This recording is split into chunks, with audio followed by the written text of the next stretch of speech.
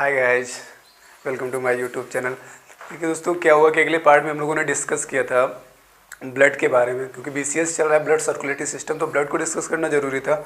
और ब्लड का भी काफ़ी कुछ हो चुका था, है ना। अगर बात करते हैं ब्लड में, तो आपका ब्लड होता है क्या है और ब्लड की क्वांटिटी क्या होती है ना, ब्लड का कलर कैसा होता है, ये सारे फैक्ट्स हो चुके थे। और इसके साथ साथ ही हमने आरबीसीएस को भी डिस्कस कर लिया था और प्लाज्मा को भी डिस्कस कर लिया था। आज हम लोग डिस्कस करेंगे जो बचा हुआ पार्ट है वहाँ से, जैसे कि आपका डब्ल्यूबीसीएस बच रहा है ना, ब्लड प्लेटलेट्स बच रहा है। तो सबसे पहले डब्ल्यूबीसीएस को देखते हैं। डब्ल्यूबीसीएस ये क्या होता है आपको? White blood कॉर्पस्कल्स।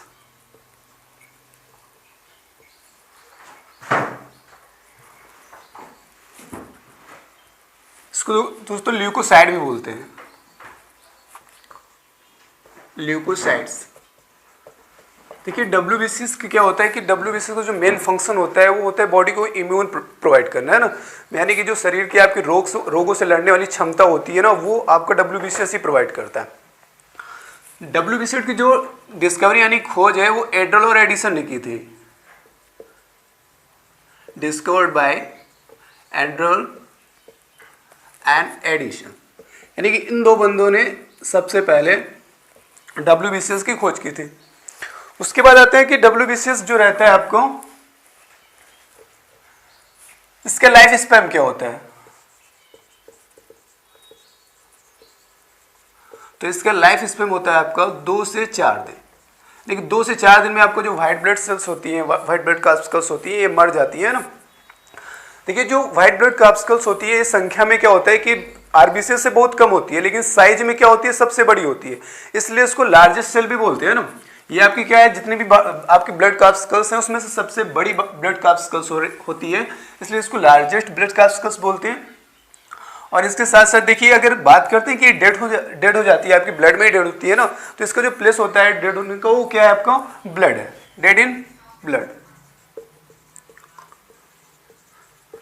और इसकी जनरेशन यानी कि फॉर्म कहाँ से होती है, यानी कि इसका फॉर्मेशन कहाँ से होता है, अगर इसकी बात करते हैं तो ये जिसका फॉर्मेशन है आपका डब्ल्यूबीसीएस का, वो बोन मैरो में होता है। यानी कि बोन मैरो में आपका डब्ल्यूबीसीएस का निर्माण होता है। इसका लाइफ स्पेन कितना है आपका? 2 से 4 दिन है। इसकी काउंटिंग यानी क्वांटिटी क्या होती है? अगर हम क्वांटिटी की बात करते हैं तो क्वांटिटी इसकी आरबीसीएस के रेस्पेक्ट में बहुत ही कम होती है, लगभग 8000 से 10,000 पर 100 ml ऑफ हीमोग्लोबिन, पर 100 ml ऑफ हीमोग्लोबिन। यानी कि हर 100 ml हीमोग्लोबिन में क्या होता है आपको? जो डब्ल्यूबीसीएस की क्वांटिटी होती है वो 8000 से 10,000 के बीच में होती है ना। देखिए जो मेन फंक्शन होता है आपका डब्ल्यूबीसीएस का, वो क्या होता है कि बॉडी को इम्यून प्रोवाइड करना ना, शरीर को रोगों से लड़ने के लिए तैयार करना। इसलिए इसको क्या बोलते हैं? इसको फाइटर सेल भी बोलते हैं, है ना, फाइटर सेल। इसको बॉडीगार्ड सेल भी बोलते हैं।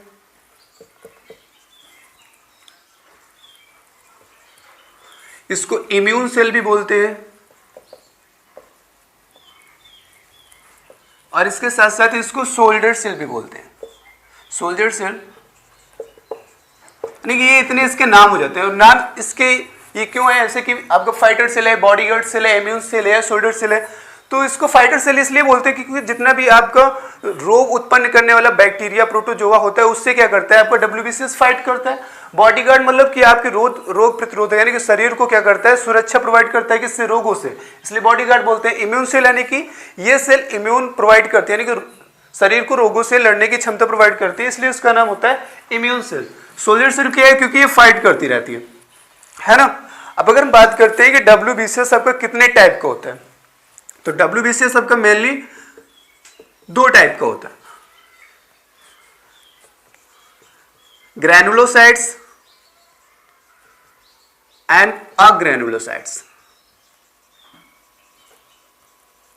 यानी कि जिन डब्ल्यूबीसीएस में ग्रेन्यूल्स होते हैं, यानी कणिकाएं होती हैं, उनको क्या बोलते हैं? हम ग्रैनुलोसाइट्स बोलते हैं, यानी कि कणिका में बोलते हैं। और जिनमें ग्रेन्यूल्स नहीं होते हैं उसको क्या बोलते हैं? अग्रैनुलोसाइट्स या अकणिका में बोलते हैं, ठीक है। तो यहां पर देखिए जो आपका ग्रैनुलोसाइट्स होता है, ये आपको ये 3 टाइप का होता है। जो इसका क्लासिफिकेशन किया है, वर्गीकरण किया गया है, वो किया गया इसके स्टैंडिंग कैरेक्टरिस्टिक्स के अकॉर्डिंग, है ना। यानी कि ये किस अभिरंजक से अभिरंजित होती है उसके आधार पर इसका वर्गीकरण किया गया है। तो सबसे पहले क्या होता है आपका बेसोफिल्स होता है। ये क्या है आपका ग्रेनुलोसाइट्स क्या है ना, बेसोफिल्स देखिए क्या होता है, ये सबसे कम होती है, सबसे कम मात्रा में जो WBCS आपकी होती है वो कौन सी होती है, बेसोफिल्स होती है। और इसके नाम से ही क्लियर है, पहले इसके नाम में क्या रहा है, बेस आ रहा है ना, तो बेस के इसका मतलब ये है कि ये जो ग्रेनुलोसाइट्स आपकी सेल होती है WBCS, ये बेस से अभिरंजित होती है, यानी कि क्षारों से अभिरंजित होती है, इसलिए इसका नाम क्या है, बेसोफिल्स है। और ये क्या होती है, सबसे कम होती है। अब देखिए जो बेसोफिल्स का मेन फंक्शन होता है वो क्या होता है कि जब भी आपके शरीर में एलर्जी हो जाती है, मतलब कि कोई भी ऐसी चीज जिससे आपको एलर्जी होती है, एलर्जी होती क्यों है, देखिए हमारे शरीर में एक हिस्टामिन केमिकल होता है, हिस्टामिन केमिकल। जब भी आपको एलर्जी होती है तो ये हिस्टामिन केमिकल क्या होता है, तेजी से सीक्रेट होता है, इसी के कारण क्या होती है, एलर्जी होती है। तो जो बेसोफिल्स का फंक्शन होता है वो क्या होता है, हिस्टामिन केमिकल के सेक्रेशन को कम करना। और जैसे ही हिस्टामिन केमिकल का सेक्रेशन कम हो जाता है, आपका शरीर क्या हो जाता है, एलर्जी से फ्री हो जाता है, यानी कि एलर्जी खत्म हो जाती है। तो बेसोफिल्स क्या करता है, एलर्जी से आपके शरीर को प्रोटेक्ट करता है। और देखिए एलर्जी से प्रोटेक्ट किया आपका जो एसिनोफिल्स होता है, आपको यूसिनोफिल्स, ये भी प्रोटेक्ट करता है, लेकिन सबसे ज्यादा प्रोटेक्शन कौन प्रोवाइड करता है, बेसोफिल्स प्रोवाइड करता है। तो ये हो गया आपका पहला बेसोफिल्स, जो कि क्या है, ग्रेनुलोसाइट्स से WBCS का। सेकंड क्या होता है आपको, सेकंड आपका होता है एसिडोफिल्स। एसिडोफिल्स के नाम से भी क्लियर है कि ये कौन से अभिरंजक से रंजित होगा, कौन से स्टैंडर्ड से स्टैंडिंग होगी इसकी, तो एसिड से होगी, है ना। यानी कि वे WBCS जो अम्लों से अभिरंजित होती हैं उनको क्या बोलते हैं, एसिडोफिल्स बोलते हैं, है ना। अब अगर बात करते हैं बेसोफिल्स की, तो आपकी लगभग 0.5 से 2% होती है। टोटल WBCS का इसका पोर्शन कितना रहता है, कंट्रीब्यूशन 0.5 से 2% रहता है, इसलिए इसको बोलते हैं कि मिनिमम होती है। और जो एसिडोफिल्स होती है इसका जो परसेंटेज रहता है वो 2 से 4% होता है, ठीक है। ये हो गया आपके एसिडोफिल्स। इसके बाद क्या होता है, एसिडोफिल्स को यूसिनोफिल्स भी बोलते हैं, यूसिनोफिल्स।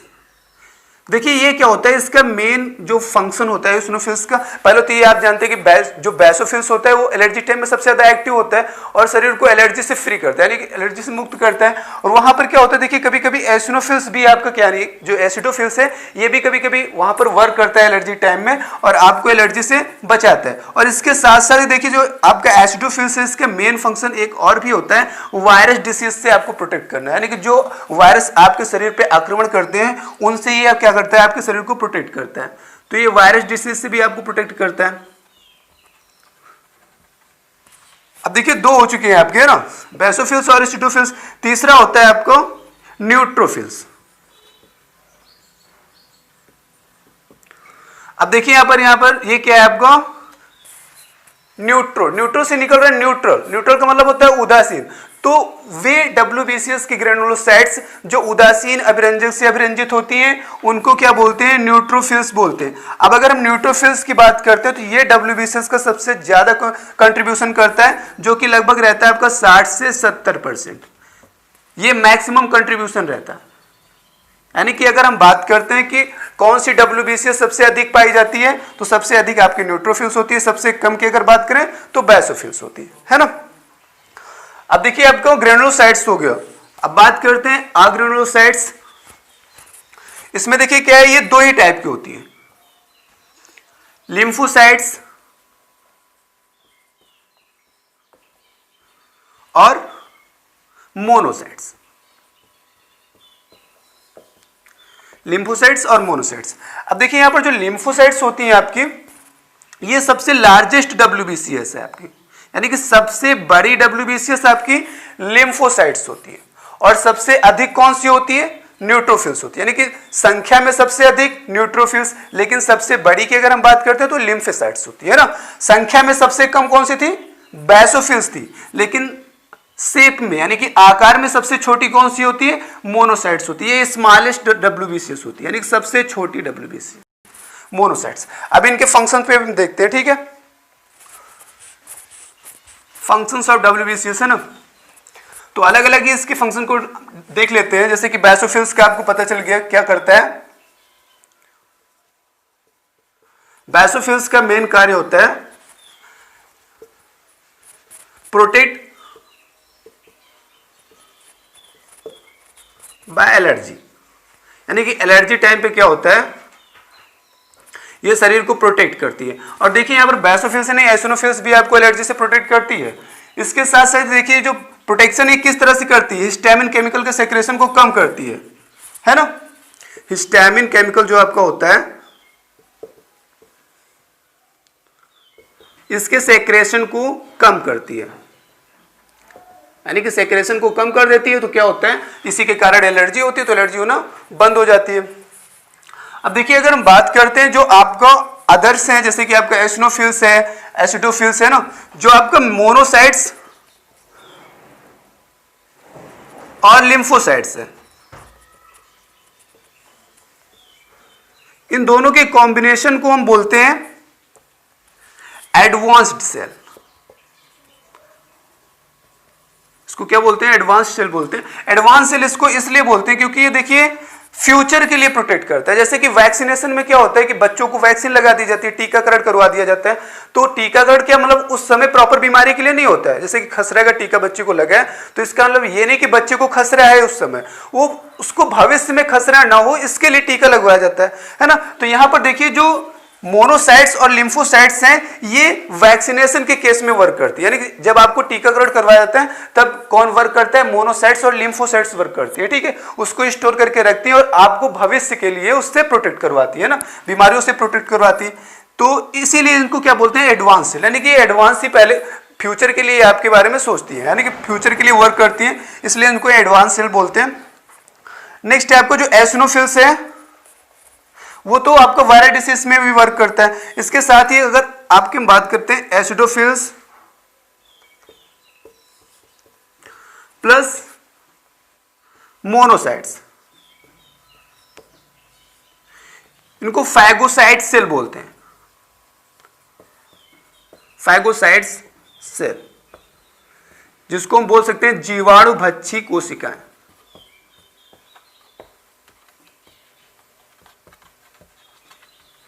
देखिए जितना भी आपका शरीर में फूड के थ्रू या किसी भी मटेरियल के थ्रू आपके बॉडी में बैक्टीरिया आ जाता है ना, तो बैक्टीरिया का भक्षण जो है वो एसिडोफिल्स और मोनोसाइट्स मिलके करते हैं, इसलिए इनके कॉम्बिनेशन को क्या बोलते हैं, फैगोसाइट सेल बोलते हैं, कि जीवाणु भक्षी कोशिकाएं बोलते हैं।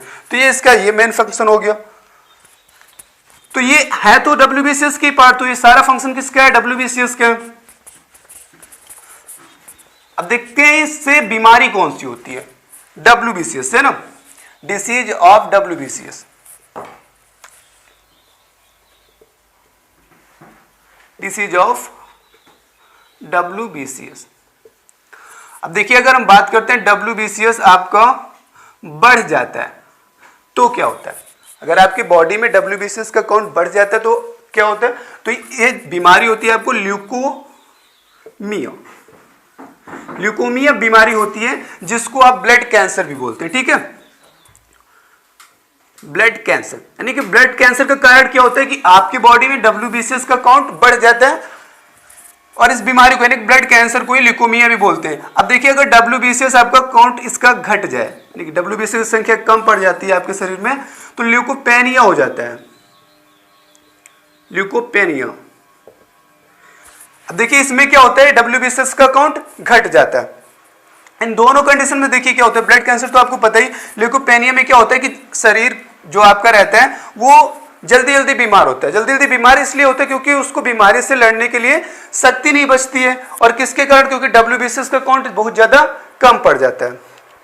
अब देखिए यहां पर जो आपका एचआईवी एड्स होता है ना, एचआईवी एड्स को भी डिस्कस कर लेते हैं, वैसे ब्लड को भी डिस्कस कर रहे हैं, लेकिन अब आगे यहां पर देख लेते हैं इसको। एचआईवी एड्स, एचआईवी एड्स जो है आपकी एक वायरल डिसीज है। इसमें होता क्या है कि ये जैसे ही आपको ये बीमारी होती है, यानी कि वायरस आपके शरीर में एक्टिवेट हो जाता है, ब्लड में एक्टिवेट हो जाता है, तो क्या करता है कि आपके शरीर का जो डब्ल्यूबीसीएस होता है उसका काउंट अपने आप कम करने लगता है।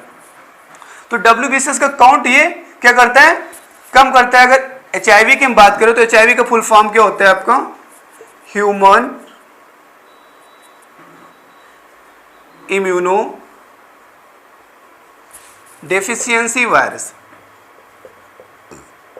Deficiency virus. देखिए इसके नाम से ही क्लियर है, ह्यूमन का मतलब है कि मानव, इम्यूनो मतलब प्रतिरोधक क्षमता, डिफिशियंसी मतलब घटाना, मतलब एक ऐसा वायरस जो इंसानों की प्रतिरोध रोगों से लड़ने की क्षमता को घटाता है। एड्स, देखिए यहां पर बीमारी का नाम एड्स है, लेकिन वायरस कौन सा होता है? HIV होता है। देखिए इसका फुल फॉर्म क्या होता है? Acquired immuno deficiency syndrome.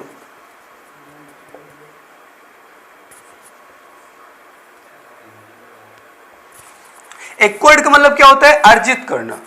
Immuno deficiency का मतलब ये है कि रोगों से लड़ने की क्षमता को कम करने वाली चीजें। सिंड्रोम का मतलब क्या होता है? कलेक्शन ऑफ डिसीज, यानी कि एक ऐसा वायरस जो कि अर्जित करता है, यानी कि ऐसी चीजें अर्जित करता है जिसके कारण आपके रोगों से लड़ने की क्षमता बहुत कम पड़ जाती है और आपको ढेर सारी बीमारियां हो जाती है, जैसे कि जुकाम बुखार आपको क्या हो जाएगा? आसानी से हो जाएगा।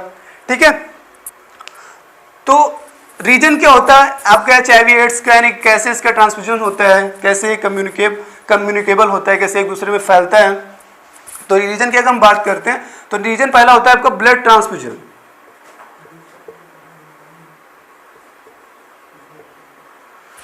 ब्लड ट्रांसफ्यूजन का मतलब ये है कि जब भी आप क्या करते हैं, जैसे कोई भी इंसान आपका HIV पॉजिटिव है और वो अपना ब्लड किसी सेकंड पर्सन को डोनेट करता है ना, तो क्या होता है कि उस पर्सन को भी HIV हो जाता है। तो मेन रीजन होता है ब्लड ट्रांसफ्यूजन। दूसरा होता है इन्फेक्टेड नीडल्स।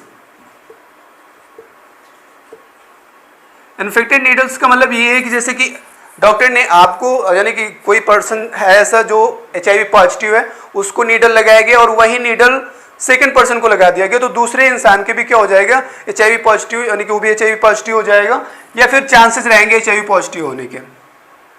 तीसरा रहता है आपको सेक्सुअल कांटेक्ट। देखिए सेक्सुअल कांटेक्ट में क्या होता है? ट्रांसपोर्टेशन होता है आपको ओवम का और स्पर्म का। तो ऐसे में देखिए इसका ट्रांसपोर्टेशन होता है एक बॉडी से दूसरी बॉडी में। तो एक बंदे को अगर HIV पॉजिटिव है और वो सेक्सुअल कांटेक्ट में आता है किसी के साथ, तो वो ओवम और स्पर्म के ट्रांसपोर्टेशन के थ्रू दूसरे इंसान को भी इन्फेक्ट कर देगा।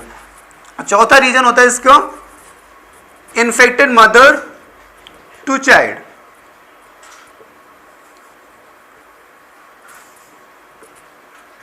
इसका मतलब ये है कि अगर मां को है तो बच्चे को अपने आप हो जाएगा, है ना। देखिए बच्चे को क्यों हो जाता है?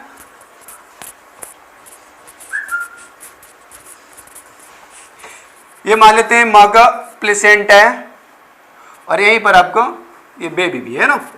तो इसमें देखिए होता है कि जितना भी फूड का ट्रांसपोर्टेशन होता है, ब्लड का ट्रांसपोर्टेशन होता है, मिनरल्स का ट्रांसपोर्टेशन, देखिए जो बच्चा होता है वो कहीं से फूड लेके तो आता नहीं, ना कहीं से ऑक्सीजन उसको मिलती है। तो यानी कि चाहे ऑक्सीजन की बात हो, चाहे फूड की बात हो, ब्लड की बात हो, मिनरल्स की बात हो, ऑक्सीजन, ये सारी चीजें मदर देती है अपने बेबी को, है ना। यानी कि जो मदर होती है उसी से ट्रांसपोर्टेशन होता है फूड का प्लस मिनरल्स का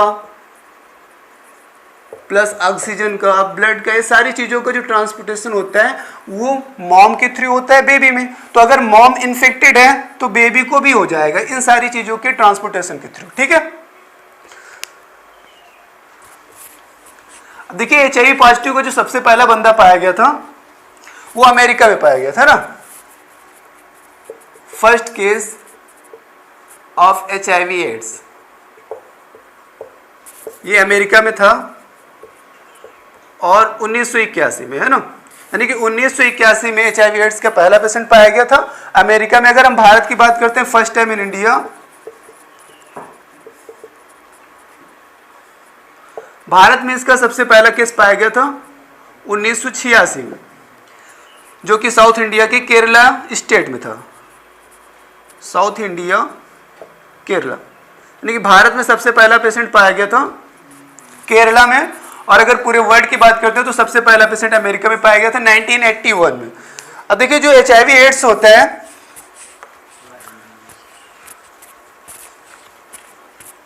HIV एड्स के लिए जो ट्रीटमेंट होता है उस ट्रीटमेंट को बोलते हैं एलिसा ट्रीटमेंट।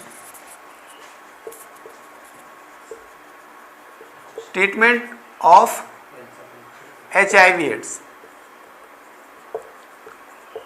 ये टेस्टिंग होती है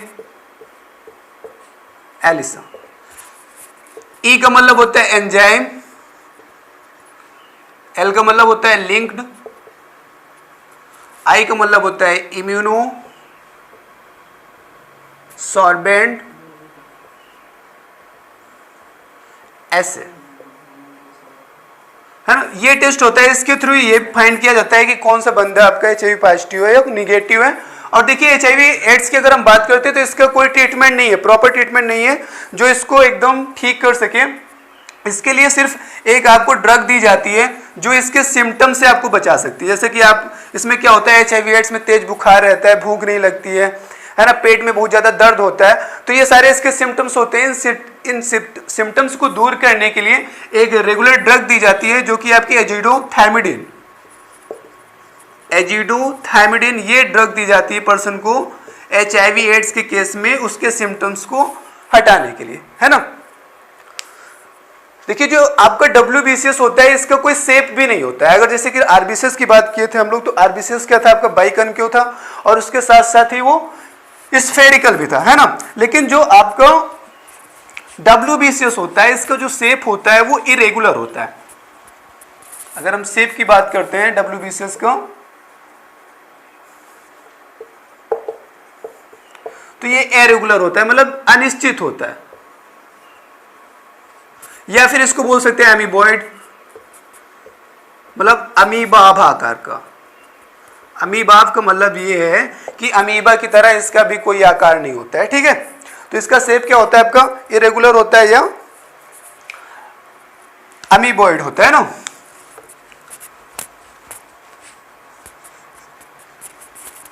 देखिए आपका लगभग WBCS आपका काफी कुछ हो चुका है, जितना भी आपका एग्जाम से रिलेटेड है। अब देखते हैं ब्लड प्लेटलेट्स।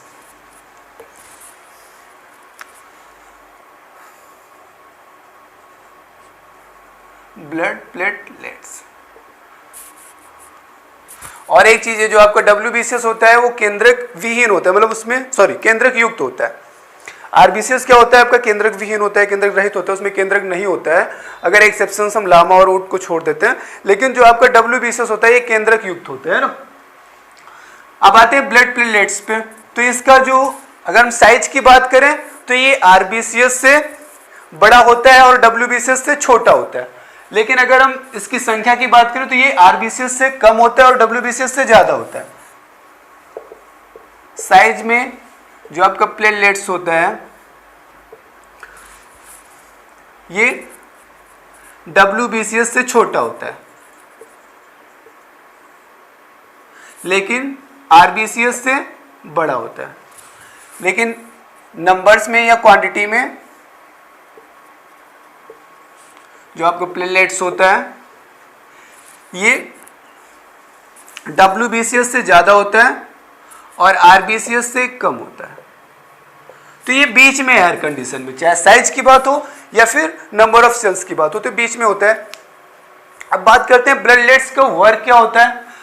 तो जो ब्लड प्लेटलेट्स होता है इसका मेन वर्क होता है ब्लड का क्लॉट बनाना, है ना। जो मेन फंक्शन होता है क्लॉटिंग ऑफ ब्लड, यानी ब्लड का क्लॉट बनाने में हेल्प करता है। और इसके साथ साथ ही अगर हम बात करते हैं इसकी क्वांटिटी कितनी होती है, संख्या कितनी होती है, तो लगभग ये 4.5 से 5.5 लाख पर 100 ml ऑफ HB, यानी कि हर 100 ml HB में जो आपका ब्लड प्लेटलेट्स का काउंट होता है वो 4.5 से 5.5 होता है ना। और इसके अगर मेन फंक्शन की बात करते हैं तो इसका मेन फंक्शन होता है ब्लड का क्लॉट बनाना। और ब्लड का क्लॉट जरूरी कब होता है, जब कोई भी ऑर्गन आपका या फिर कोई भी टिश्यू इंज्यूर हो जाता है ना। अब देखिए ब्लड क्लॉटिंग में एक हेल्प कैसे करता है, जो ब्लड प्लेटलेट्स होता है आपका, अगर हम ब्लड प्लेटलेट्स की बात करते हैं तो जैसे ही आपका कोई भी टिश्यू इंज्यूर हो जाता है तो उस कंडीशन में ये थ्रोम्बोब्लास्टिन नामक क्या करता है, प्रोटीन को सेक्रेट करता है। और ये प्रोटीन क्या करती है, आपकी जो प्रोथ्रोम्बिन है एक्टिव फॉर्म में होता है उसको थ्रोम्बिन में कन्वर्ट कर देता है ना। और कैसे, थ्रोम्बोप्लास्टिन नहीं, जो कैल्शियम होता है वो भी यहीं से सेक्रेट होता है, यानी कि जो ब्लड प्लेटलेट्स होता है, जैसे कोई भी आपका टिश्यू इंज्यूर हो जाता है तो थ्रोम्बोप्लास्टिन सेक्रेट करता है, उसके साथ साथ ही कैल्शियम भी सेक्रेट करता है। और उसके साथ क्या होता है, विटामिन के का भी सेक्रेशन जो होता है वो क्या होता है आपका ब्लड प्लेटलेट्स के द्वारा ही होता है। यानी कि ये तीन चीजें जो रहती है, जैसे कि आपका थ्रोम्बोप्लास्टिन और कैल्शियम क्या करता है, ब्लड क्लॉटिंग में हेल्प करता है, और विटामिन के, ये तीनों चीजें क्या होती हैं, ब्लड प्लेटलेट्स के ही कंट्रीब्यूशन होती है, भाग होती है। अब देखिए ब्लड प्लेटलेट्स भी आपके शरीर में कम पड़ जाती है तो ब्लड का क्लॉट नहीं बनता है और बीमारियां जल्दी से हावी हो जाती है। ये देखिए रोग प्रतिरोधक क्षमता में भी काफी हेल्प करता है। तो बात करते हैं फंक्शंस ऑफ ब्लड प्लेटलेट्स की, तो इसका मेन फंक्शन होता है ब्लड का क्लॉट बनाना, है ना।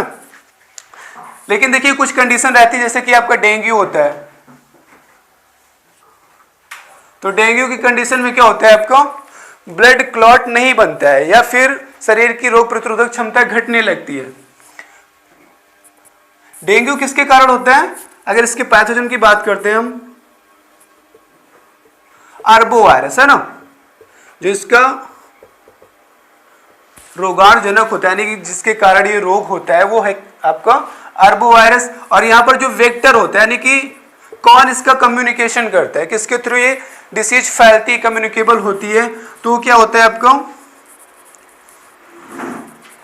एंडीज एजिप्टी मच्छर है आपका, है ना, फीमेल, यानी कि फीमेल एंडीज इजिप्टी मच्छर से क्या होता है, ये कम्युनिकेबल होता है, एक दूसरे में फैलता है, और किसके कारण होता है, आर्बो वायरस के कारण होता है।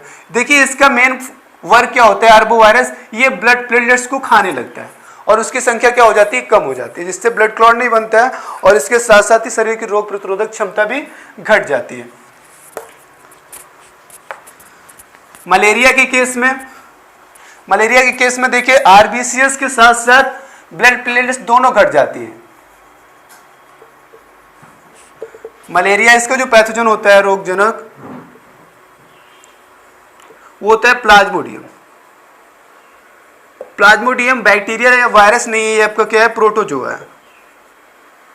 यानी कि इस प्रोटोजोआ के कारण क्या होता है, आपका मलेरिया होता है। और इसमें जो वेक्टर का वर्क है वो करते हैं मादा एनाफ्लीज, यानी कि female Anopheles mosquito.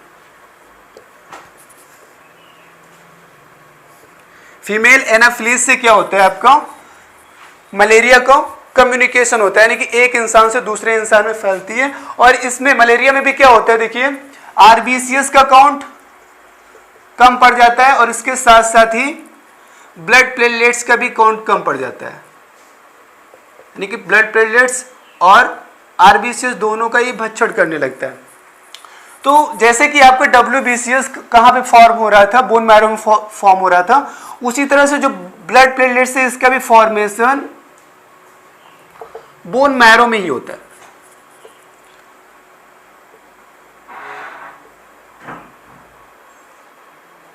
Bone marrow में ही ब्लड प्लेट्स का फॉर्मेशन होता है।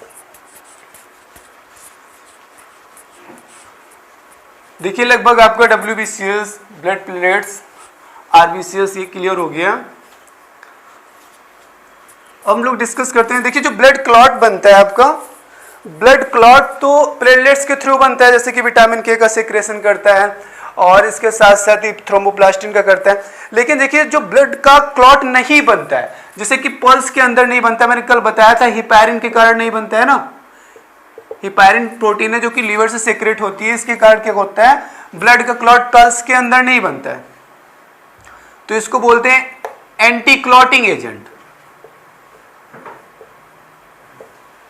एंटी क्लॉटिंग एजेंट यानी कि इसी के कारण पल्स के अंदर आपका ब्लड क्लॉट नहीं बनता। देखिए क्या होता है कि कभी कभी इंसान में हिपैरिन की कमी हो जाती है, और जब हिपैरिन की कमी हो जाती है तो क्या होता है कि ब्लड का क्लॉट नहीं बनता। जैसे कि आपको जोंक होता है, लीच है ना, लीच में क्या होता है, जैसे कि हम सॉल्ट डालते हैं उसके ऊपर, लीच के ऊपर, जोंक के ऊपर, तो उसके पूरे शरीर से उसकी पल्स फट जाती है और ब्लड बहुत तेजी से सेक्रेट होने लगता है। तो इसका मतलब क्या है कि उसके अंदर ब्लड का क्लॉट नहीं बन पा रहा है। और ब्लड का क्लॉट क्यों नहीं बनता है? क्योंकि उसके अंदर हिपैरिन ज्यादा होती है। किसमें? लीच में। तो किसी भी इंसान के अंदर जब हिपैरिन कम पड़ जाता है तो उसको एक आर्टिफिशियल, जो डॉक्टर होता है उसको आर्टिफिशियल हिपैरिन देता है, जिसको हीरोडिन बोलते हैं। हीरोडिन, ये हीरोडिन का जो निर्माण होता है वो जोंक की लार्वा से होता है, म्यूकस ऑफ लीच। जोंक की लार्वा से बनाया जाता है हीरोडिन। और ये कब दिया जाता है? डॉक्टर द्वारा दिया जाता है। आर्टिफिशियल हिपैरिन है जब आपके शरीर में हिपैरिन की कमी हो जाती है, जो कि लीच के म्यूकस से बनाया जाता है, लार्वा से बनाया जाता है। ठीक है, अब देखिए ब्लड को डिस्कस ही कर रहे हैं तो इसके साथ साथ ही हम ब्लड ग्रुप को भी डिस्कस कर लेते हैं। हार्ट को अगले पार्ट में रखेंगे, है ना।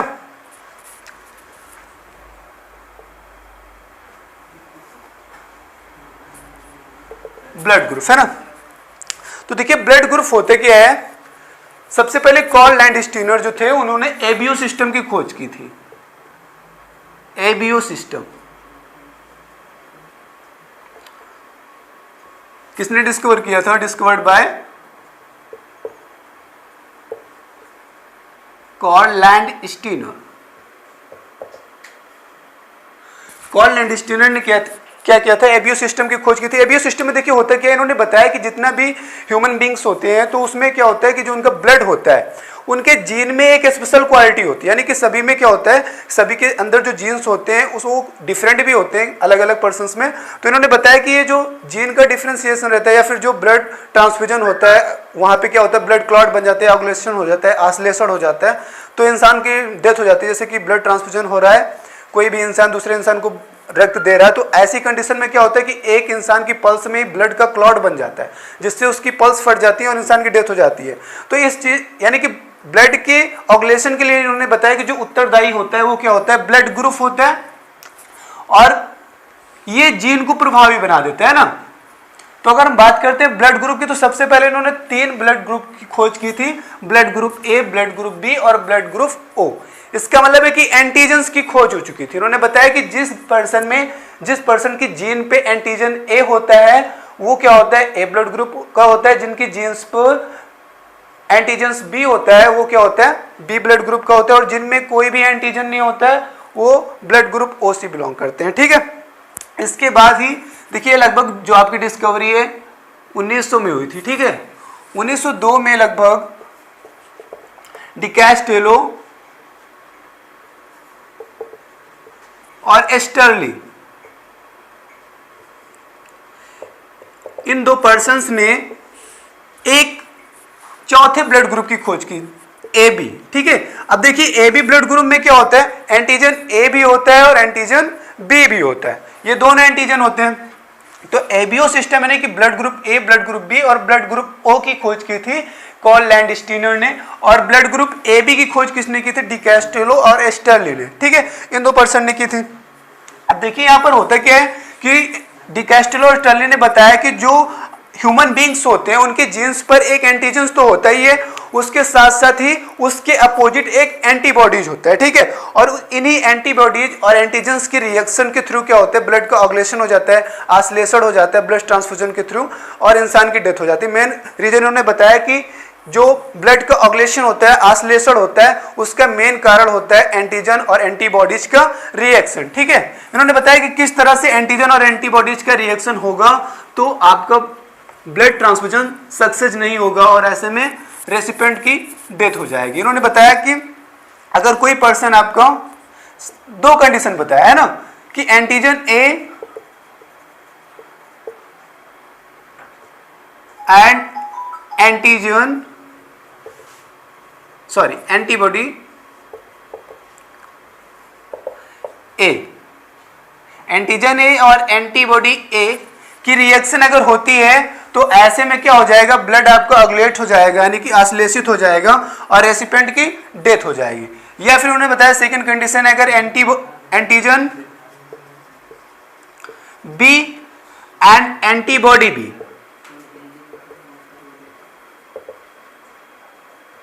अगर इन दोनों की रिएक्शन हो गई तब भी क्या हो जाएगा, जो रेसिपिएंट है उसकी डेथ हो जाएगी। देखिए यहाँ पर सिंपल से मैटर ये है कि अगर कोई बंदा ब्लड ग्रुप ए का है तो इसका मतलब क्या है कि उसके ब्लड ग्रुप में एंटीजन ए है। तो अगर वो सेम एंटीबॉडी वाले पर्सन को ब्लड देता है तो उसकी डेथ हो जाएगी, है ना।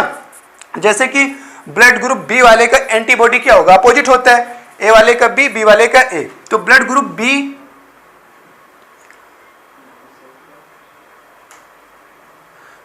बी वाले में जो एंटीबॉडी होगी वो कौन सी होगी, एंटीबॉडी ए होगी। अब अगर एंटीजन ए का पर्सन ब्लड ग्रुप बी वाले को ब्लड देता है तो इसका मतलब उसके एंटीजन और एंटीबॉडी सेम हो जाएंगे। तो ऐसे में क्या हो जाएगा, जो रेसिपेंट है यानी कि जो रिसीव कर रहा है ब्लड को, उसकी क्या हो जाएगी, डेथ हो जाएगी, ठीक है। या फिर मान लेते हैं कि जो ब्लड ग्रुप बी वाला पर्सन है उसमें क्या है, एंटीजन बी है। अगर वो एक ऐसे बंदे को अपना ब्लड देता है जिसमें सेम एंटीबॉडी है, जैसे कि ऐसे बंदे को दे रहा है जिसकी एंटीबॉडी क्या है, आपकी एंटीबॉडी बी है, तो ऐसे में क्या हो जाएगा, यहां पर अग्लूशिएशन का रिएक्शन हो जाएगा, यानी कि ब्लड के क्लॉट बन जाएंगे पल्स में और रेसिपिएंट की डेथ हो जाएगी। यानी कि सेम एंटीबॉडी और सेम एंटीजन नहीं होना चाहिए, ठीक है।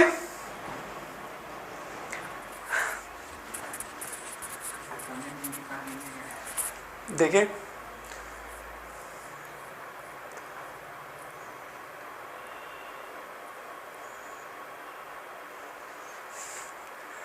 ठीक है, देखते हैं।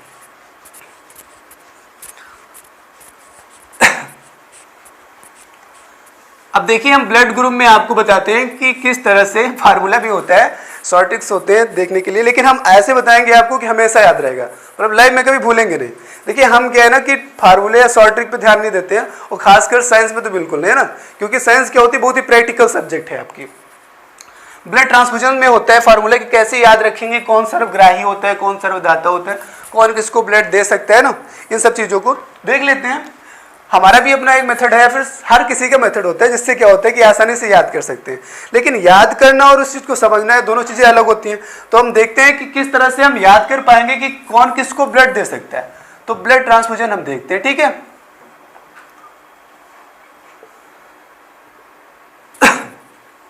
तो यहां पर हम सबसे पहले ब्लड ग्रुप देख लेते हैं।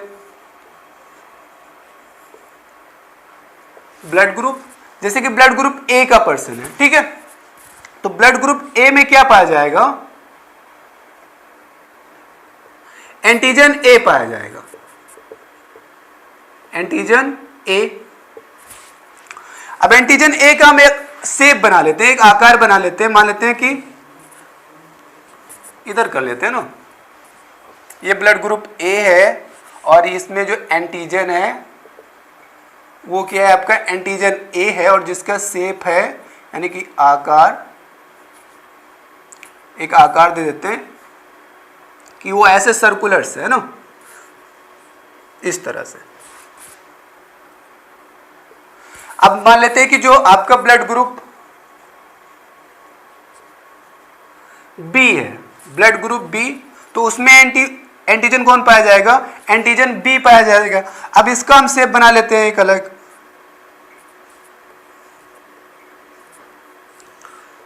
ये आपका एंटीजन बी हो गया। देखिए क्या होता है कि इसमें एंटीजन और एंटीबॉडी जब सेम होते हैं तो ऐसे में वो चिपक जाते हैं आपस में, और दही की तरह क्या होता है, आपका ब्लड फट जाता है, तो रेसिपेंट की क्या हो जाती है, डेथ हो जाती है। पल्स में ब्लड का ट्रांसपोर्टेशन नहीं हो पाता है, फंस जाते हैं उसके कण। अब यहां पर हम देख लेते हैं शेप क्या है, एंटीजन ए का शेप हमने ऐसे बना लिया और एंटीजन बी का इस तरह से बना लिया, ठीक है। अब देखते हैं blood group A B. Blood group A B में जो कि एंटीजन ए एंड बी दोनों होते हैं, ए एंड बी दोनों होते हैं, उसका शेप बना लेते हैं। कुछ ज्यादा बड़ा हो गया ना, चलिए यहां पर इसको प्लेस कर देते हैं।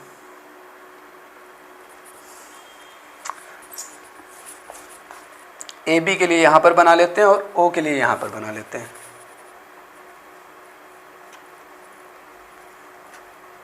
इसमें दोनों एंटीजन यानी कि सर्कुलर भी होगा और आपका स्क्वायर में भी होगा, तो कुछ सर्कुलर लोब्स बना लेते हैं, कुछ स्क्वायर वाले बना लेते हैं।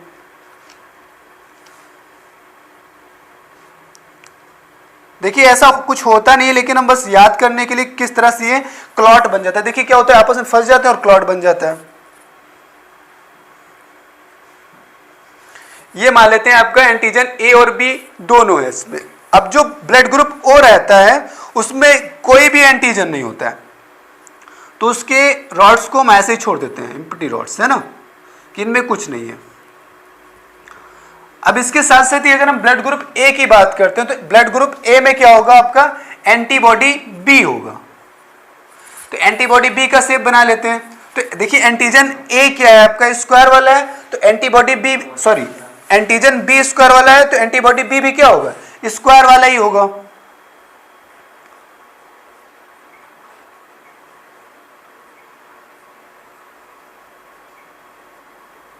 इस तरह से।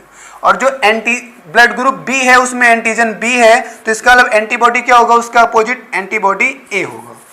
अब इसका शेप बना लेते हैं अलग।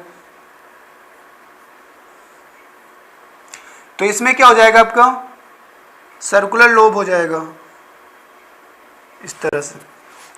और जो आपका ब्लड ग्रुप ए बी है तो उसमें दोनों एंटीजन है, तो इसका मतलब इसमें एंटीबॉडी कोई भी नहीं पाया जाएगा, नील रहेगा antibody blood group A B में।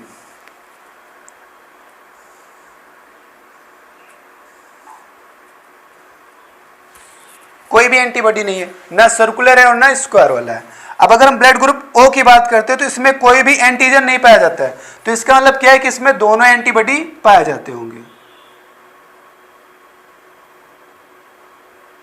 कुछ स्क्वायर वाले रहेंगे और कुछ सर्कुलर।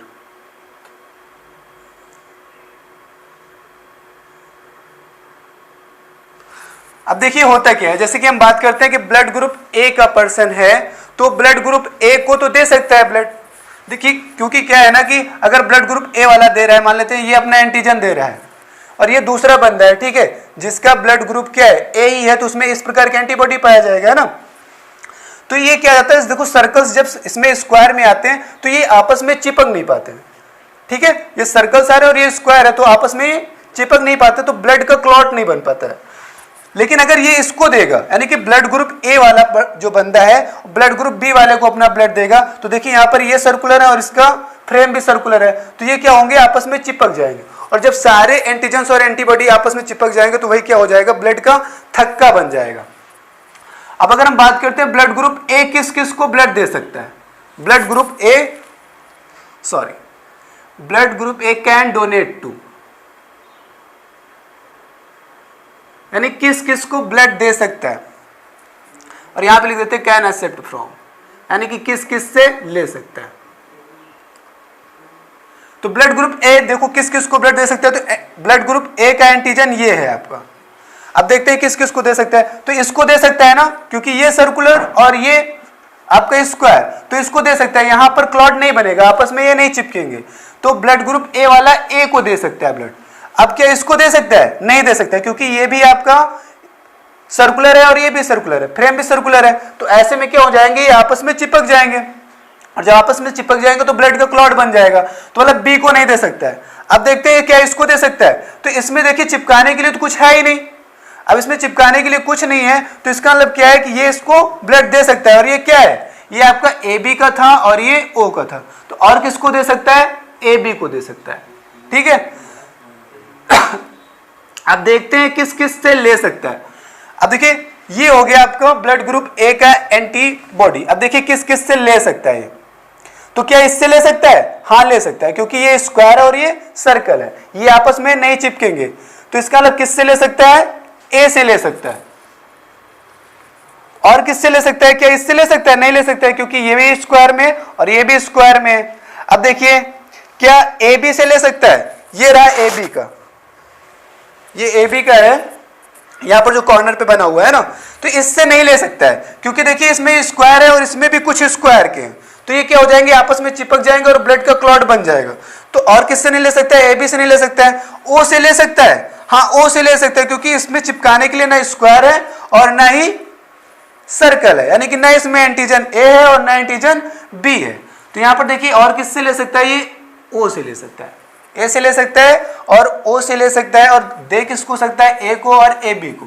अब हम ब्लड ग्रुप बी की बात करते हैं, तो ब्लड ग्रुप बी किस किस को दे सकता है? ये रहा आपका ब्लड ग्रुप का एंटीजन। अब देखते हैं क्या ब्लड ग्रुप ए वाले को दे सकता है? ब्लड ग्रुप ए है, ये ब्लड ग्रुप बी है और ये ए बी है। अब ये ब्लड ग्रुप बी का एंटीजन है, ब्लड ग्रुप ए को दे सकता है? नहीं दे सकता, क्योंकि ये भी स्क्वायर में है और ये भी स्क्वायर में, तो बी को नहीं, सॉरी ए को नहीं दे सकता है। अब देखते हैं क्या बी को दे सकता है? तो देखिए ये स्क्वायर में और ये सर्कल में है, तो बी को दे सकता है। ए बी को दे सकता है।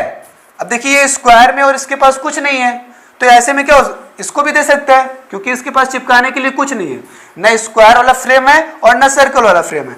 अब क्या ये ओ को दे सकता है? नहीं दे सकता है, क्योंकि इसके पास स्क्वायर है, तो इसके पास सर्कल वाला भी फ्रेम है और स्क्वायर वाला फ्रेम है, तो यहां पर क्या हो जाएगा, ब्लड का क्लॉट बन जाएगा, तो इसका मतलब ओ को भी नहीं दे सकता। अब देखते हैं एक्सेप्ट किस किस से कर सकता है। तो ये ब्लड ग्रुप बी का आपका एंटीबॉडी है। अब ये क्या ए से एक्सेप्ट कर सकता है? नहीं कर सकता, क्योंकि ये भी आपका सर्कल में है और ये भी सर्कुलर है, नहीं एक्सेप्ट कर सकता है, ब्लड का क्लॉट बन जाएगा। अब क्या बी से कर सकता है? तो बी से कर सकता है, क्योंकि ये सर्कल में और ये स्क्वायर में, तो ये बी से ब्लड को ले सकता है। अब क्या देखते हैं, ये ए बी से ले सकता है? ए बी से नहीं ले सकता, क्योंकि ए बी में सर्कल भी है और स्क्वायर भी है, और इसके पास सर्कल है, तो सर्कल वाले सर्कल से जुड़ जाएंगे और ब्लड का क्लॉट बन जाएगा, तो ए बी से नहीं ले सकता है। ओ से ले सकता है? ओ से ले सकता है, क्योंकि इसके पास ना सर्कल है और ना स्क्वायर है, मतलब ना एंटीजन ए है और ना एंटीजन बी है, तो ये क्या करता है आपका, ओ से ले सकता है। अब बात करते हैं ए बी। ए बी किस किस को दे सकता है ब्लड? तो ये रहा आपका ए बी का एंटीजन। तो क्या ये ए को दे सकता है? नहीं दे सकता है, क्योंकि इसके पास कुछ स्क्वायर है कुछ सर्कल है, और इसके पास स्क्वायर है, तो ब्लड का क्लॉट बन जाएगा, नहीं दे सकता है। अब क्या बी को दे सकता है? बी को भी नहीं दे सकता, क्योंकि इसके पास सर्कल है। ए बी को दे सकता है? ए बी को दे सकता है, क्योंकि ना इसके पास सर्कल है और ना ही स्क्वायर के फ्रेम है, तो ए बी को डोनेट कर सकता है। अब क्या ओ को दे सकता है? ओ को नहीं दे सकता है, क्योंकि इसके पास सर्कल और स्क्वायर दोनों है और ओ के पास सर्कल और स्क्वायर दोनों के फ्रेम है, यानी कि उनको प्रोटेक्ट करने के लिए दोनों के एंटीबॉडीज हैं, तो इसको भी नहीं दे सकता है। अब देखते हैं एक्सेप्ट किस किस से कर सकता है। तो ये रहा आपका ए बी का एंटीबॉडी, किस किस से एक्सेप्ट कर सकता है? ए से एक्सेप्ट कर सकता है? कर सकता है, क्योंकि इसके पास कोई भी फ्रेम नहीं, मतलब कोई भी एंटीबॉडी नहीं है, तो ये भी एंटीजन एक्सेप्ट करेगा, है ना। अब देखिए ये भी कर सकता है, क्योंकि ना इसके पास सर्कल है और ना स्क्वायर है, तो मतलब ए से भी एक्सेप्ट कर सकता है और बी से भी एक्सेप्ट कर सकता है। अब देखिए ए बी से भी कर सकता है एक्सेप्ट, क्योंकि ए बी के पास सर्कल और स्क्वायर दोनों है और इसके पास कुछ नहीं है, तो ये ए बी से भी एक्सेप्ट कर सकता है।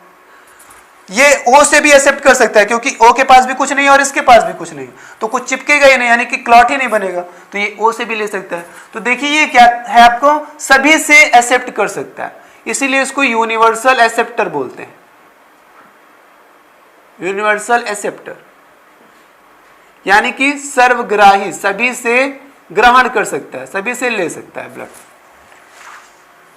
अब देखिए ब्लड ग्रुप हम ओ की बात करते हैं। ब्लड ग्रुप ओ किस किस को दे सकता है? तो ब्लड ग्रुप ये है आपका ओ का एंटीजन, जिसमें कोई भी नहीं, ना सर्कल है और ना ही आपका स्क्वायर है, तो ये ए को दे सकता है, क्योंकि इसके पास स्क्वायर है और इसके पास कुछ नहीं है, तो ए को दे सकता है ना। बी को दे सकता है, क्योंकि इसके पास सर्कल है। ए बी को दे सकता है, क्योंकि इसके पास कुछ नहीं है। ओ को भी दे सकता है, क्योंकि ये एंटीजन है, जब इसके पास ना सर्कल है ना स्क्वायर है, तो ये सभी को दे सकता है, क्योंकि ना सर्कल में फिट बैठेगा और ना ही स्क्वायर में फिट बैठेगा, तो ए को भी दे सकता है, बी को भी दे सकता है और ए बी को भी दे सकता है, ओ को भी दे सकता है। अब देखते हैं एक्सेप्ट किस किस से कर सकता है। तो ये इसका एंटीबॉडी है। अब देखिए अगर ए से एक्सेप्ट करेगा तो ये सर्कल वाले इससे जुड़ जाएंगे, सर्कल वालों से, है ना। अगर बी से करेगा तो स्क्वायर वाले स्क्वायर से जुड़ जाएंगे। अगर ये ए बी से करेगा तो सर्कल और स्क्वायर दोनों आपस में जुड़ जाएंगे, और अगर ओ से करता है तो यहां इससे ले सकता है, ओ से, है ना, क्योंकि ओ के पास जुड़ने के लिए कुछ नहीं है, यानी कि देने को ये सबको दे सकता है, लेकिन एक्सेप्ट सिर्फ ओ से कर सकता है, तो यानी कि सभी को डोनेट कर सकता है, इसलिए इसको क्या बोलते हैं, यूनिवर्सल डोनर बोलते हैं, सर्वदाता, ये सभी को दे सकता है। ठीक है, तो ए बी क्या हो गया आपको, सर्वग्राही हो गया, यानी कि यूनिवर्सल एक्सेप्टर हो गया, और ओ क्या हो गया आपका, यूनिवर्सल डोनर हो गया। ठीक है, अब देखिए यहां पर क्या है कि एक फैक्टर और होता है आपका RH फैक्टर, क्योंकि इसके अकॉर्डिंग अगर हम ब्लड ग्रुप की बात करते हैं तो ब्लड ग्रुप कितने हैं, 4 है।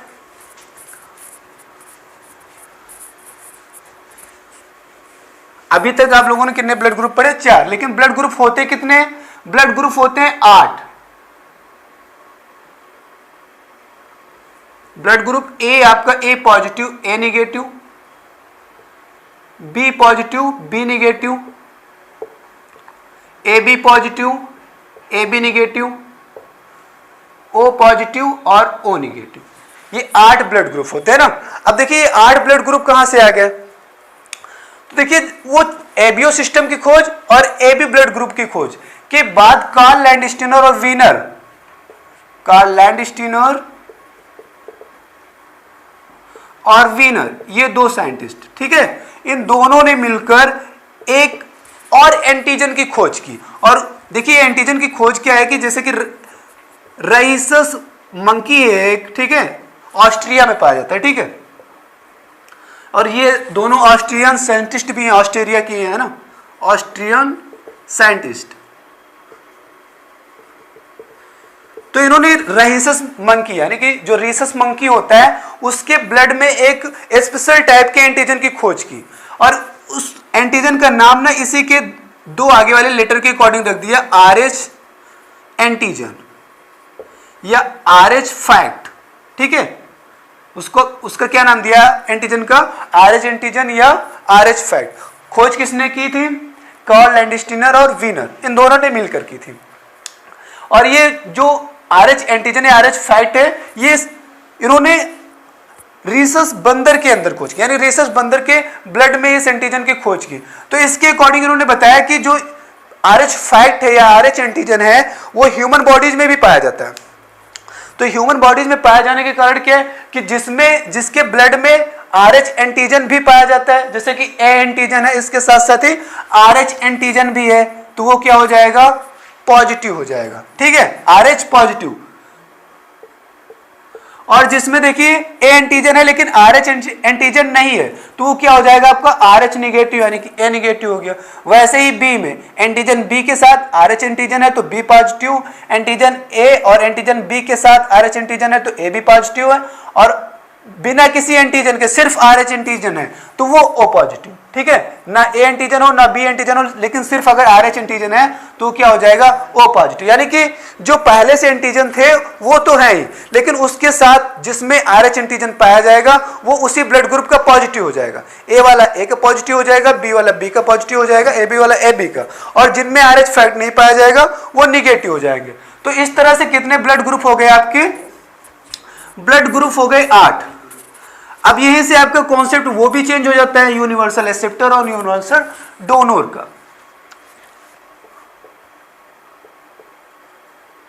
यूनिवर्सल एक्सेप्टर क्या था आपका, AB था, है ना।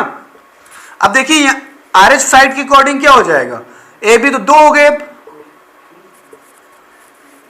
RH प्लस वाला यानी कि AB पॉजिटिव, और जिसमें RH फैक्टर नहीं है तो वो क्या हो जाएगा आपका AB निगेटिव हो जाएगा। अब देखिए सवाल ये है कि यूनिवर्सल एक्सेप्टर AB पॉजिटिव है या AB निगेटिव है, ठीक है। तो कार्ल लैंडस्टीनर ने इसके ब्लड ट्रांसफ्यूजन के बारे में भी बताया।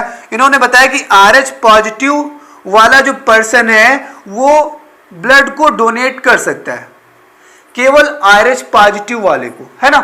यानी कि अगर आपका A पॉजिटिव ब्लड ग्रुप है तो आप A पॉजिटिव वाले को दे सकते हो और AB पॉजिटिव वाले को दे सकते हो। यानी कि जितने भी RH पॉजिटिव के पर्सन हैं वो पॉजिटिव वाले को ही डोनेट कर सकते हैं। यानी कि अगर किसी बंदे के अंदर RH फैक्ट पाया जाता है तो वो उन्हीं बंदों को ब्लड डोनेट कर सकता है जिनमें RH फैक्ट पाया जाता होगा, ठीक है। लेकिन देखिए जो RH निगेटिव वाले हैं या फिर जो RH पॉजिटिव वाले हैं वो एक्सेप्ट कर सकते हैं, वो RH पॉजिटिव वाले से भी एक्सेप्ट कर सकते हैं और RH निगेटिव वाले से भी एक्सेप्ट कर सकते हैं, ठीक है। लेकिन दे सिर्फ उन्हीं को सकते हैं, RH पॉजिटिव वालों को, ठीक है। अब अगर बात करते हैं कि AB की, है ना, तो AB पॉजिटिव है तो किस किस को दे सकता है? ए बी दे सकता है सिर्फ ए बी को ही, यानी कि ए बी पॉजिटिव वाला ए बी पॉजिटिव वाले को दे सकता है, ए बी निगेटिव वाले को नहीं ब्लड डोनेट कर सकता है। लेकिन अगर हम ए बी पॉजिटिव की बात करें किस किस से ले सकता है, तो ये सभी से ले रहा था, ये सभी से ले रहा था ए बी पॉजिटिव वाला। तो अभी क्या होगा, सिर्फ ए बी पॉजिटिव वालों से लेगा और ए बी निगेटिव वालों से लेगा, है ना। यानी कि ए बी निगेटिव जो है ये आपको सिर्फ ए बी निगेटिव से ही ले सकता है, ए बी पॉजिटिव से नहीं ले सकता है। लेकिन ए बी पॉजिटिव वाला ए बी पॉजिटिव वाले से भी ले सकता है और ए बी निगेटिव से भी ले सकता है। इसलिए ए बी पॉजिटिव क्या हो गया आपका यूनिवर्सल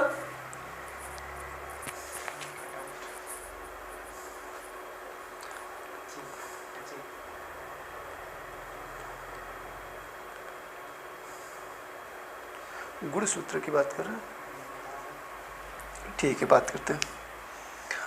आर एच फैक्ट के हम देख लिए हैं, तो इस हिसाब से जो आपका यूनिवर्सल एक्सेप्टर है वो ए बी ना होकर के क्या होता है, ए बी पॉजिटिव होता है, ठीक है।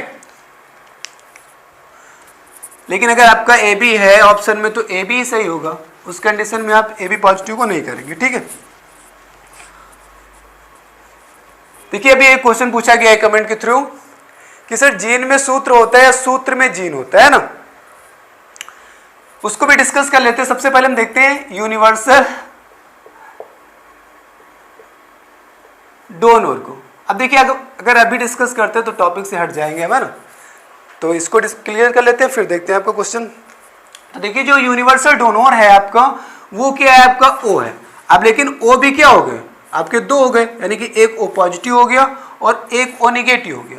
अब ये क्या है, सर्वदाता है, सभी को दे सकता है। लेकिन पॉजिटिव वाला किसको दे पाएगा, सिर्फ पॉजिटिव वालों को, यानी कि ए पॉजिटिव वालों को दे पाएगा, बी पॉजिटिव को, ए बी पॉजिटिव को और ओ पॉजिटिव को, है ना। लेकिन ओ निगेटिव वाला सभी को दे सकता है, पॉजिटिव वालों को भी दे सकता है और निगेटिव वालों को भी दे सकता है। तो ऐसे में अगर इसकी बात करते हो तो ये ए पॉजिटिव को भी दे सकता है, ए निगेटिव को भी, बी पॉजिटिव को भी और बी निगेटिव को भी, A B positive A B negative, O positive O negative, यानी कि ये सभी को दे सकते हैं। आर एच फैक्ट वाले सिर्फ आर एच फैक्ट वालों को दे सकते हैं, लेकिन जिनमें आर एच फैक्ट नहीं है वो आर एच फैक्ट वालों को भी दे सकते हैं और जिनमें आर एच फैक्ट नहीं है उनको भी दे सकते हैं। तो ऐसे में देखिए ओ माइनस यानी कि ओ ब्लड ग्रुप जिसमें आर एच फैक्ट नहीं है तो वो सभी को दे सकता है, आर एच फैक्ट वालों को भी दे सकता है और जिनमें आर एच फैक्ट नहीं है उनको भी दे सकता है। तो यूनिवर्सल डोनर क्या हो जाएगा, ओ के बजाय ओ माइनस हो जाएगा, है ना। अगर आपका ओ है ऑप्शन में तो ओ होगा, अदरवाइज ओ माइनस होगा।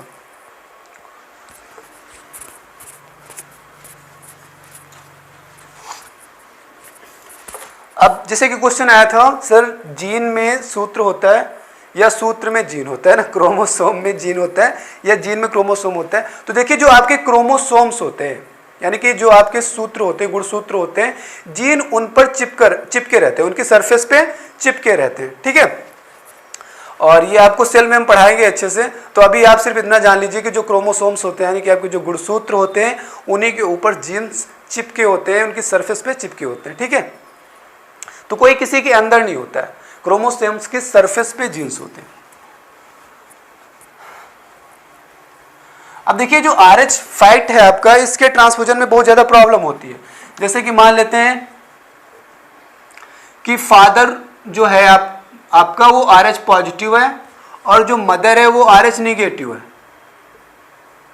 तो ऐसे पर्सन यानी कि इनके जो बच्चे होते हैं वो हमेशा क्या होता है कि इनका पहला बच्चा तो जीवित रहता है, फर्स्ट बेबी जीवित रहता है, लाइव रहता है, लेकिन जो अदर होते हैं सेकेंड थर्ड फोर्थ ये सारे मर जाते हैं, इनकी डेथ हो जाती है। और ये फैक्ट क्या होता है, ये R H positive R H negative का फैक्ट होता है, ठीक है। इसका मतलब ये यानी कि किसी भी मॉम यानी कोई भी मॉम जो जिनमें आर एच फैक्टर नहीं पाया जाता है और फादर में आर एच फैक्टर पॉजिटिव यानी कि आपका आर एच एंटीजन पाया जाता है, तो उनकी जो संतानें होंगी उनका पहला बेबी तो आपका जीवित रहेगा, लेकिन जो सेकेंड थर्ड फोर्थ होते हैं उनकी डेथ हो जाती है, ठीक है।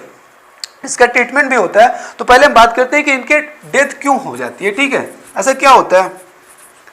तो ये एक बीमारी होती है, ठीक है। लास्ट। तो जो डिसीज होती है आपकी वो होती है एरेथ्रोब्लास्टिसिस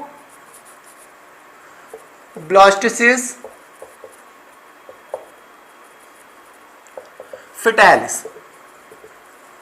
ये बीमारी होती है। देखिए इस बीमारी हम अब थोड़ा इसको थोड़ा जल्दी डिस्कस करते हैं। देखिए होता है क्या, जैसे कि मदर होता है ना, और मदर का जो प्लेसेंटा होता है उसमें बेबी होता है, और देखिए जो बेबी होता है उसका जो ब्लड ग्रुप होता है वो ज्यादातर क्या है, मतलब कि आप ये मान लीजिए कि जो फादर का ब्लड ग्रुप होता है वही बेबी का ब्लड ग्रुप होता है। अब यहाँ पर देखिए जो हम फादर लिए हैं वो फादर क्या है आपका RH पॉजिटिव का है, यानी कि उसमें RH पॉजिटिव का एंटीजन पाया जा रहा है, RH एंटीजन पाया जा रहा है, तो बेबी में भी क्या होगा, RH पॉजिटिव एंटीजन होगा, है ना। अब ये जो मॉम का ब्लड जा रहा है इसमें और वही ब्लड फिर मॉम में आ रहा है वापस, यानी कि जो ब्लड सर्कुलेशन होता है मॉम टू बेबी और बेबी टू मॉम ऐसे होता है, ठीक है। तो इसका मतलब जो बेबी का RH फैक्ट है वो मॉम में इंटर करता है। अब मॉम में आपका RH फैक्टर आ गया है तो इसके अपोजिट, यानी कि इससे प्रोटेक्ट करने के लिए मॉम के ब्लड में अपने आप से इसके प्रोटेक्शन के लिए इसके अपोजिट एंटीबॉडी बनने लगता है ना, इसके अपोजिट एंटीबॉडी बनने लगता है। अब देखिए इसके अपोजिट एंटीबॉडी बन गया, यानी कि RH फैक्ट से लड़ने वाला, जो RH फैक्ट को खत्म कर देता है।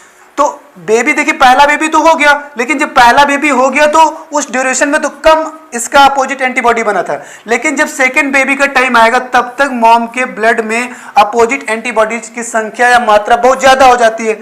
अब बेबी आ गया सेकेंड जो कि RH पॉजिटिव है ना, और RH पॉजिटिव को खत्म करने के लिए इसने पहले से बना रखा है RH पॉजिटिव का अपोजिट एंटीबॉडी। तो क्या करते हैं, बॉबी जो बेबी का ब्लड होता है उसको अग्लूसिएट कर देता है, यानी कि आश्लेषित कर देता है, क्योंकि इसके अपोजिट एंटीबॉडी बन जाता है इसके अंदर, और ये सारा का सारा जो आपका एंटीजन होता है ये आश्लेषित हो जाता है, और जो बच्चे की पल्स होती है वो फट जाती है, भ्रूण में ही फट जाती है और बच्चे की डेथ हो जाती है, ठीक है। अब देखिए इसके अलावा भी एक आपका होता है, देखिए इसमें होता है क्या है, इसका एक प्रॉपर ट्रीटमेंट भी है। जो आपका एरेथ्रोब्लास्टिसिस फेटालिस होता है ये ज्यादातर उन बच्चों में होता है जिनके माता पिता में कोई ना कोई, यानी कि पिता में आपका RH पॉजिटिव पाया जाता हो और मॉम क्या हो आपकी RH निगेटिव। इसके लिए जो ट्रीटमेंट रहता है वो एक रहता है इम्यूनोग्लोबुलिन, इम्यूनोग्लोबिन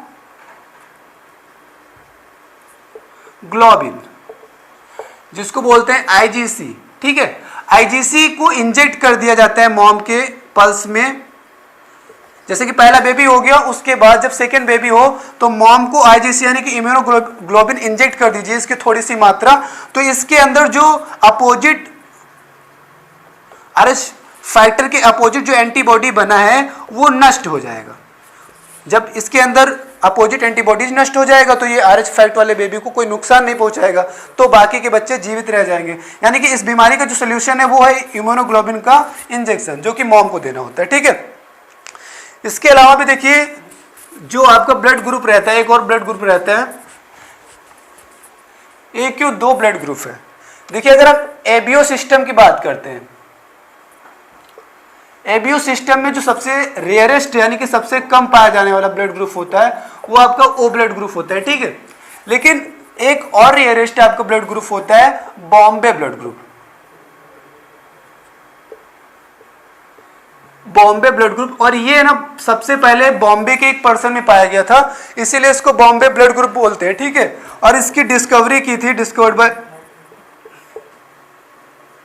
Y.M. भिंडे, यानी कि Y.M. भिंडे ने खोजा था इस बॉम्बे ब्लड ग्रुप को, और ये लगभग देखिए बॉम्बे के ही पर्सन में पाया जाता है। ऐसा माना जाता है कि बॉम्बे में लगभग 1000 लोगों का ब्लड ग्रुप क्या है, बॉम्बे ब्लड ग्रुप है। और अगर बात करते हैं बॉम्बे ब्लड ग्रुप की तो इसके जो थोड़े बहुत पेशेंट पर्सन है वो इंडिया में ही पाए जाते हैं, बाहर ब्लड ग्रुप नहीं पाया जाता है। और इसके अलावा Y.M. भिंडे ने एक और भी ब्लड ग्रुप की खोज की थी, वो हमें भी नाम नहीं याद आ रहा था, रेयान करके समथिंग है उसका, तो 1-2 पर्सन ही पाए गए हैं, ठीक है अभी तक।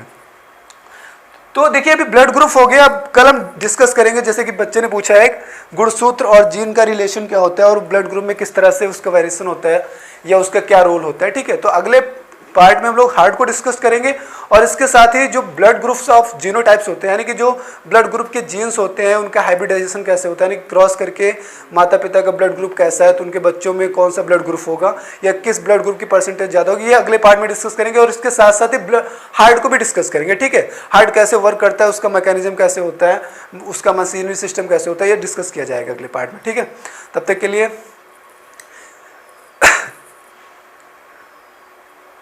हो गया तो पूरा।